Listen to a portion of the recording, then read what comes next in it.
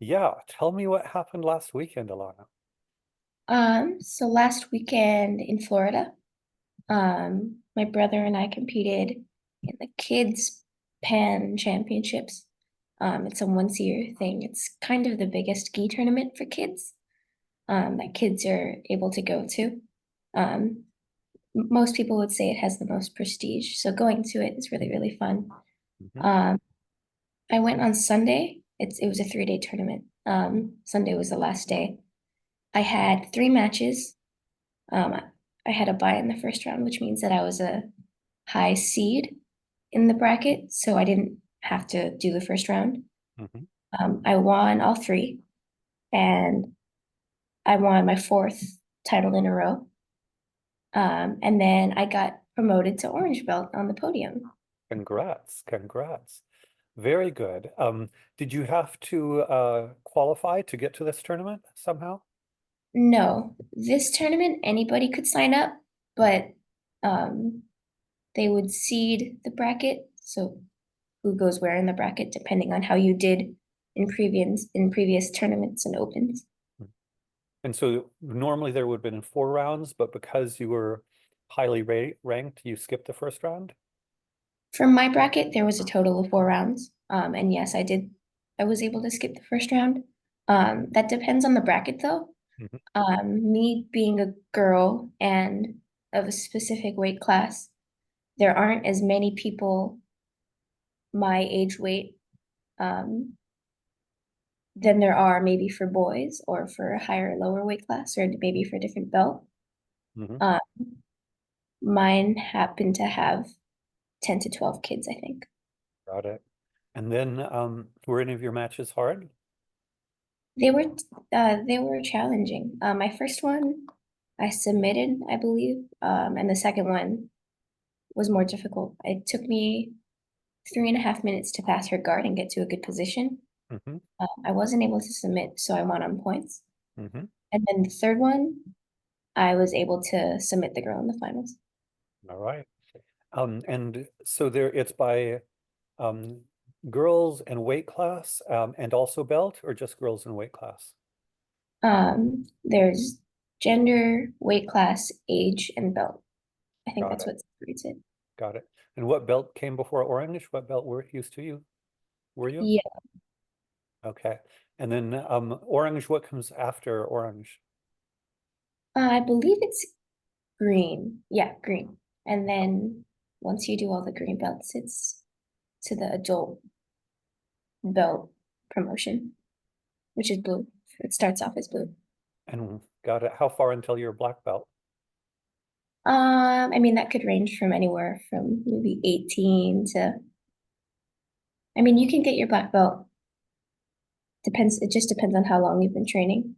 Hmm. Um, I think at the pack with the path I'm on, my friends too, we could get our black belts by the time we're maybe 18 or 19. All right. So are you proud of what you did? Yes, Got it. And this was your big, would you say it was one of your biggest goals of the year was to win this? yes, definitely. So now that you've won, first, do you have any other big tournaments, or that was the climax, and now it's kind of lower stuff, smaller stuff? I have one more big tournament. It's the one on the 16th in Las Vegas. Hmm. It is nogi, so it's not gi like IBJJF, like Hmm. pans. It's nogi without the kimono. Hmm. So that kind of differentiates it. What was exciting was that it's only a couple weeks after pans, so Hmm. um, I'd have to work extra hard to training in nogi. Hmm. It's So, really is exciting this though. one, would you say about just as big or a bigger deal or just different? Well, it is different, but it may be a bigger deal because it's new. You have to qualify to get in. Hmm. And I think they've done more marketing, honestly. They've made it seem super big, especially for the kids. Got it. Um, I think I'm really going to enjoy it because they're doing their best to make it super cool for the kids Hmm. to be competing alongside the adults. Have you competed with most of the other people that are in this tournament or not? Um, in my bracket, only one person. Um, they've separated the brackets by age and weight, not belt this time. Mhm. Um, so it depends, or it just depended on who I was paired with. I Mhm. think there's three other people in my bracket. And do you know how competitive you're going to be? I mean, the whole tournament is going to be super competitive, but if you're talking about just me, I'm going to be really competitive. Mhm. It's kind of a big deal because it's the first one. Mhm. You know, it's not the 18th or the 15th or, the fourth. It's the very first one. And are you saying there are only three people in your bracket, so you only have to beat two people to win? Is that correct? No, there's four including me. They made the brackets a little smaller than Uh-huh. people were expecting because of the weight difference in the brackets. So I'm 11, 12 girls. Mhm. I think the weight ranges from maybe 30 or 36 kgs to, I don't know, 120 or something pounds. I don't know how much that is in kgs. Yeah, So you can't really put a girl who's three-quarters my weight with a girl who's double my weight. right, right, So right. they separated it a little bit. So it still has a lot of prestige, but the brackets are a bit smaller. Got it. Well, so I was wondering if you were kind of done, but it sounds like you're not done. You've got another big one coming, but you're excited about it. Um, are you going to train super hard for this one? I have been, and I will continue to. This past week was really hard training. And then this week is going to be a really big push because the week after this, we're going to taper. Hmm. Um, I'm training with the adults and the adults who are helping the adults who are competing in ADCC. So I get to kind of listen and hear and um, know what they're doing, especially the Hmm. ones that are experienced and have done this before. Hmm.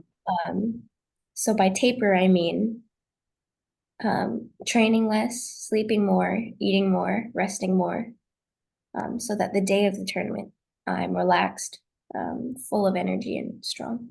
How many days before the tournament do you start tapering? Well, that depends. I think I compete on Friday and we're leaving early Thursday morning because it's just a drive up to Las Vegas. I think it's like 6 hours. Hmm. Um, Maybe a week before or a little more, Hmm. just because we've been training so much. Hmm. Um, and this is my first time too, so I'm Hmm. just gonna see how this plays out. But How I'm many excited. how many hours a day do you train? 4, 5, 6, depending. Wow. Wow. That's a lot. That's a lot. Is your body pretty exhausted every day? Yes, especially during the weekends. But Yeah. it's not just because of that day, it's the buildup of the past few months, Hmm. which I find especially difficult because um, even if I'm not training for tournaments, I'd like to stick to this path. Hmm. Because it doesn't really make sense to stop training if you're not, competing, because Right. you still want to get better. Yep. Um, uh, yeah, So you want to keep training 4 to 6 hours a day nonstop? that's my goal. I'd love to keep doing that.